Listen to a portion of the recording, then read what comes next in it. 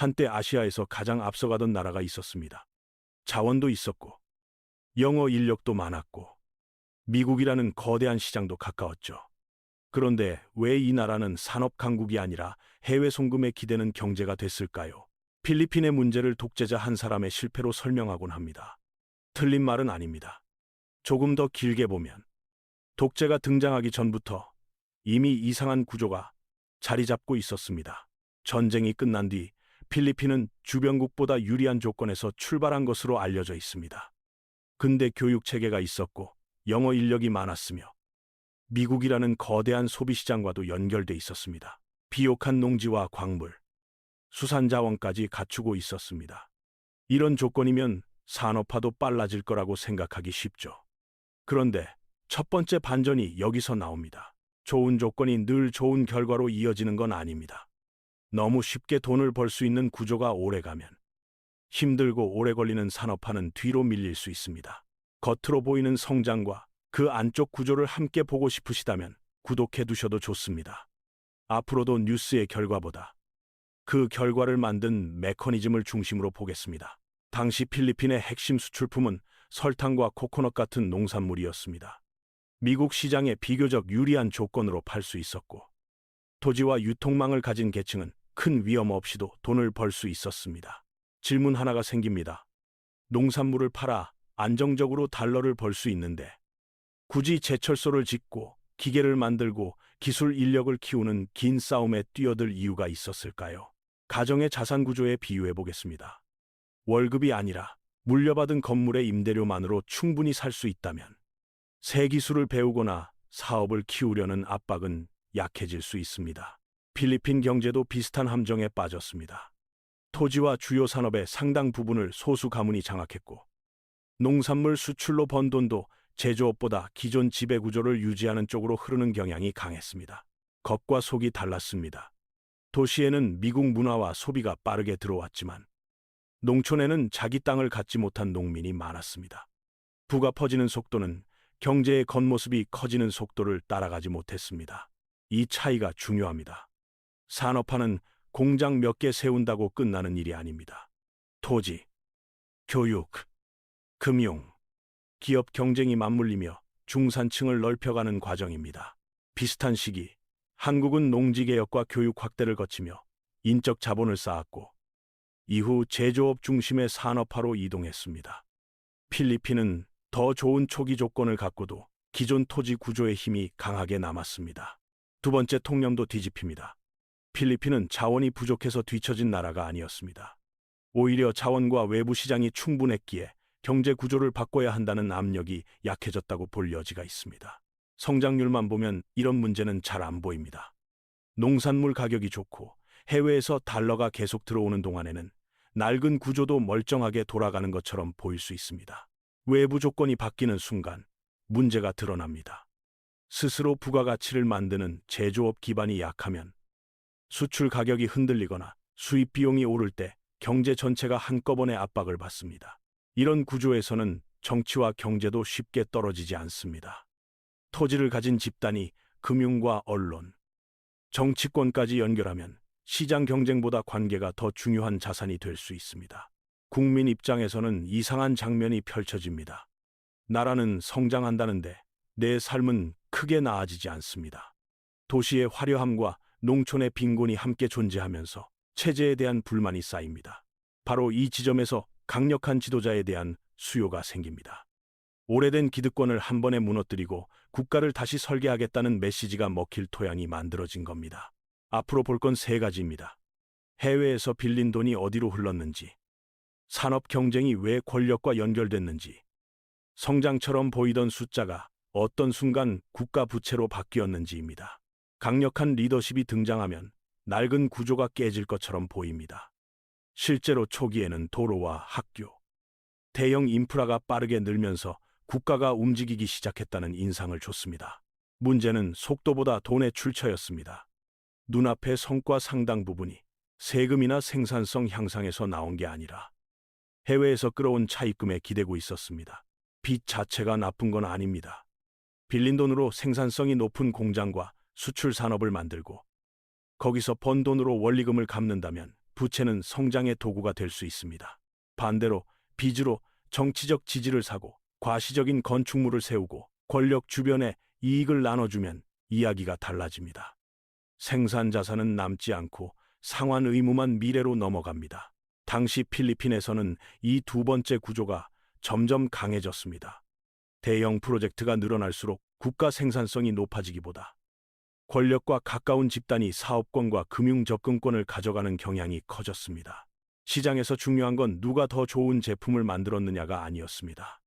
누가 권력과 더 가까웠느냐가 사업의 생존과 확장을 좌우하는 구조가 만들어졌습니다. 이게 정실 자본주의의 핵심입니다. 정부가 특정 기업이나 집단에 독점적 권리를 주면 경쟁은 약해지고 가격과 품질을 개선해야 할 압력도 사라집니다. 여러분이 봐야 할 건 부패 액수보다 더 큰 문제입니다. 돈이 얼마나 사라졌느냐보다 경쟁이라는 시스템 자체가 망가졌다는 사실이 훨씬 오래 남습니다. 기업 입장에서 기술 개발보다 권력과의 관계가 더 많은 수익을 준다면 자본은 그쪽으로 움직입니다. 연구 개발보다 로비가, 생산성보다 인맥이 더 중요한 경제가 되는 겁니다. 이런 경제는 겉으로 꽤 오래 버틸 수 있습니다. 해외에서 계속 돈을 빌릴 수 있고 국제 금리가 낮고 수출 가격도 괜찮다면 장부상 성장은 이어질 수 있습니다. 실제로 당시 필리핀 경제 규모는 빠르게 커졌습니다. 동시에 외채도 급증했고 에너지와 자본재를 외부에서 조달해야 하는 구조는 그대로 남았습니다. 여기서 첫 번째 큰 반전이 나옵니다. 성장이 없었던 게 아닙니다. 성장의 질이 약했고 그 성장을 유지하려면 계속 새 외부 자금이 필요했습니다. 쉽게 말해 월급이 늘어난 게 아니라 신용카드 한도가 계속 커진 것과 비슷합니다. 지출만 보면 형편이 좋아진 것 같지만 한도가 멈추는 순간 진짜 구조가 드러납니다. 그 순간을 앞당긴 게 국제 유가와 금리였습니다. 에너지 가격이 오르면 수입 비용이 커지고 선진국 금리가 오르면 달러로 빌린 부채의 이자 부담도 같이 늘어납니다. 필리핀에는 이 두 충격이 동시에 들어왔습니다. 수입 에너지는 비싸졌고 외채 비용은 높아졌는데 외화를 벌어줄 수출 산업의 경쟁력은 충분히 강하지 않았습니다. 세 가지가 동시에 나빠집니다. 무역 수지는 압박을 받고 정부와 기업의 달러 부채 부담은 커지고 투자자들은 국가 리스크를 다시 계산하기 시작합니다. 이 단계에서 구조조정을 했다면 충격은 컸어도 방향을 바꿀 여지는 있었습니다. 단기 차입으로 기존 부채와 지출을 이어가는 방식이 반복되면서 문제는 더 깊어졌습니다. 장기 투자 자금보다 빨리 갚아야 하는 단기 부채가 많아지면 경제는 만기에 쫓깁니다. 새 돈이 들어오지 않는 순간 유동성 문제는 곧 국가 신뢰의 문제로 번질 수 있습니다. 정치적 불안까지 겹치면서 외국 자본이 빠져나가기 시작했습니다. 경제의 약점이 정치 리스크와 연결되자 단순한 경기 둔화를 넘어 달러 조달 자체가 어려워지는 단계로 넘어갔습니다. 이제 핵심입니다. 필리핀이 무너진 결정적 순간은 부채가 많았기 때문만이 아닙니다. 그 부채를 갚아줄 산업 기반과 시장의 신뢰가 동시에 약해졌을 때 찾아왔습니다. 결국 필리핀은 채무 상환을 미루는 단계까지 밀려났습니다. 겉으로는 금융위기처럼 보였지만 실제로는 수십 년간 쌓인 생산성 부족과 자본 배분 실패가 한꺼번에 드러난 순간이었습니다. 국가 부도 자체보다 더 큰 문제가 있었습니다. 위기가 지나간 뒤에도 과거에 만든 빚이 정부 예산의 방향을 오랫동안 붙잡았다는 점입니다. 국가는 세금을 걷어도 먼저 갚아야 할 돈이 많았습니다. 교육과 보건, 교통, 전력망처럼 미래 생산성을 만드는 분야에 쓸 재정 여력은 그만큼 줄었습니다. 빚은 과거의 문제가 아니라 미래의 선택지를 줄이는 장치가 됐습니다. 오늘 번 돈으로 어제의 실패를 갚느라 내일 필요한 투자를 계속 미루는 구조였죠. 이 구조를 가장 상징적으로 보여주는 사례가 발전소입니다. 에너지 수입 의존도를 낮추려고 대규모 원전 프로젝트를 추진했지만 비용은 초기 계획보다 크게 불어났고 결국 상업 운전까지 이어지지 못했습니다. 건설비는 약 20억 달러를 훌쩍 넘는 수준까지 늘어난 것으로 알려져 있습니다. 전기는 생산하지 못한 채 부채 상환 의무만 남았고 국민은 수십 년 동안 그 비용을 부담해야 했습니다. 이 사례가 중요한 이유는 원전 찬반 때문이 아닙니다. 거대한 자본을 투입했는데도 실제 생산 자산으로 연결되지 못했다는 게 핵심입니다. 경제에서 가장 비싼 실패는 단순히 돈을 잃는 게 아닙니다. 돈과 시간을 함께 잃고 그 사이 꼭 필요했던 다른 투자의 기회까지 놓치는 겁니다. 발전 설비 확충이 늦어지면서 전력 공급도 불안정해졌습니다. 부족한 전력을 빨리 채우려고 상대적으로 비용이 높은 발전원을 늘리면서 전기요금 부담도 커졌습니다. 여기서 두 번째 큰 반전이 나옵니다. 필리핀은 에너지가 없어서 취약해진 게 아닙니다. 자원을 개발하고 전력 시스템으로 연결할 제도와 자본 배분 능력이 충분히 작동하지 못한 게 더 근본적인 문제였습니다. 필리핀은 지열 자원이 풍부하고 태양광과 풍력 잠재력도 큰 나라로 평가받습니다. 다만 수천 개의 섬으로 나뉜 지형 때문에 하나의 거대한 전력망을 만드는 비용이 매우 높습니다. 주요 전력권역을 연결하는 데만도 큰 투자가 필요하고 작은 섬들은 중앙 전력망에서 떨어진 경우가 많습니다. 이런 지역에서는 소규모 디젤 발전에 의존하는 구조가 오래 이어졌습니다. 국제 유가가 오르면 충격은 바로 지역 경제로 번집니다. 발전 비용과 운송비가 오르고 냉장 시설과 농업용 펌프, 가공 시설의 운영비까지 같이 올라갑니다. 필리핀에서 에너지 문제는 전기요금만의 문제가 아닙니다. 식량 가격과 물류비, 농업 생산성, 가계 실질 소득을 함께 움직이는 하나의 연결망입니다. 섬이 많다는 건 관광으로 보면 장점이지만 경제 시스템에는 복잡한 비용을 만듭니다. 화물을 옮길 때마다 항만과 선박, 도로를 반복해서 거쳐야 하고 에너지 가격이 오르면 모든 구간의 비용이 함께 올라갑니다. 여러 개의 방을 긴 복도로 연결한 집과 비슷합니다. 방마다 냉장고와 발전기, 창고를 따로 운영해야 한다면 같은 생활을 유지하는데 훨씬 많은 비용이 듭니다. 특히 농업에서는 이 연결 효과가 더 선명합니다. 비료와 농기계, 관계, 건조, 정미, 냉장, 운송까지 거의 모든 단계가 에너지 가격과 연결돼 있습니다. 그래서 국제 유가가 오를 때 필리핀 가게가 받는 충격은 주유소에서 끝나지 않습니다. 쌀과 채소, 운송 서비스 가격까지 이어지면서 저소득 가구의 실질 구매력을 더 빠르게 압박할 수 있습니다. 국내 에너지 공급 기반까지 약해지면 외부 충격에 더 민감해집니다. 기존 천연가스전의 생산 감소와 새 공급원 확보 문제는 앞으로도 지켜봐야 할 변수입니다. 이제 볼 건 이런 구조가 왜 사람을 해외로 밀어내느냐입니다. 에너지와 산업, 부채 문제의 끝에는 결국 일자리와 임금, 그리고 한 나라가 인재를 붙잡을 수 있느냐는 질문이 남습니다. 해외로 나가는 사람이 많다는 사실만 보면 단순한 글로벌 노동 이동처럼 보일 수 있습니다.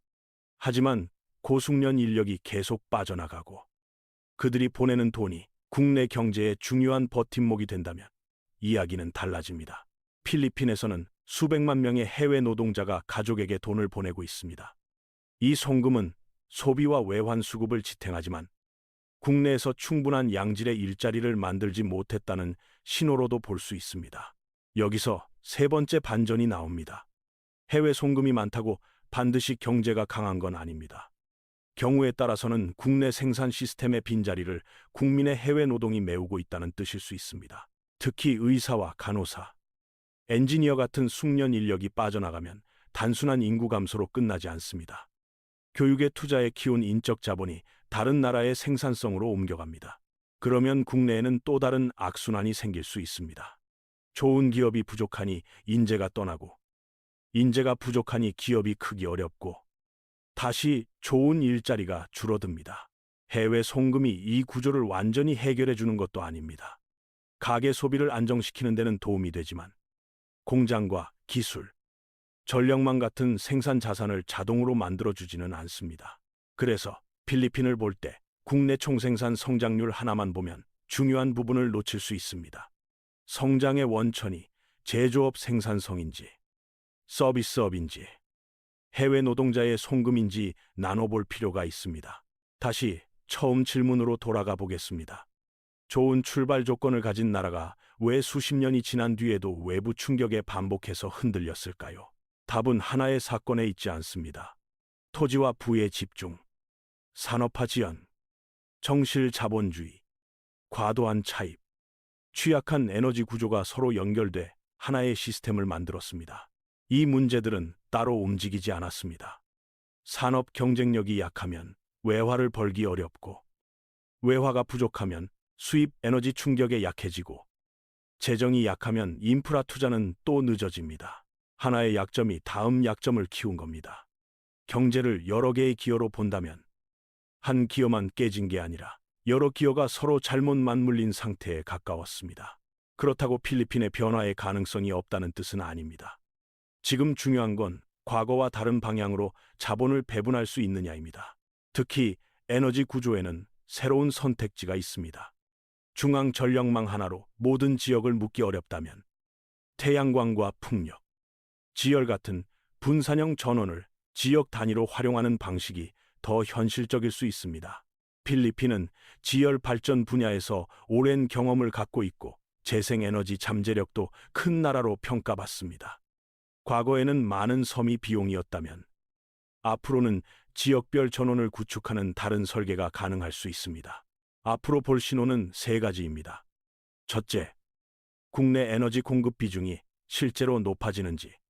둘째, 전력망과 저장 설비 투자가 따라오는지. 셋째, 외국 자본이 단순 소비 시장이 아니라 생산 인프라로 들어오는지입니다. 물류도 봐야 합니다. 항만과 도로, 섬 사이 운송 비용이 줄지 않으면 에너지 가격이 안정돼도 상품 가격 경쟁력을 높이기 어렵습니다. 인재 흐름도 중요합니다. 해외 취업 자체보다 숙련 인력이 돌아와 일할 만한 임금과 기업, 연구 환경이 국내에 늘어나는지가 더 중요한 신호입니다. 가장 어려운 건 제도입니다. 경쟁보다 관계가 더 많은 수익을 주는 구조가 남아있다면 아무리 많은 자본이 들어와도 생산성이 아니라 기존 이해관계로 흘러갈 수 있습니다. 제 판단은 이렇습니다. 필리핀의 문제를 가난이나 부패, 독재라는 한 단어로 설명하면 핵심을 놓칩니다. 진짜 문제는 자본이 생산성으로 이어지지 못하는 구조가 오랫동안 반복됐다는 데 있습니다. 앞으로 필리핀을 볼 때 성장률이나 국제 유가 하나만 보지 마십시오. 돈이 어디서 들어오고 어디에 투자되고 어떤 생산 능력으로 남는지 그 흐름을 보면 이 나라의 다음 방향이 훨씬 선명해집니다.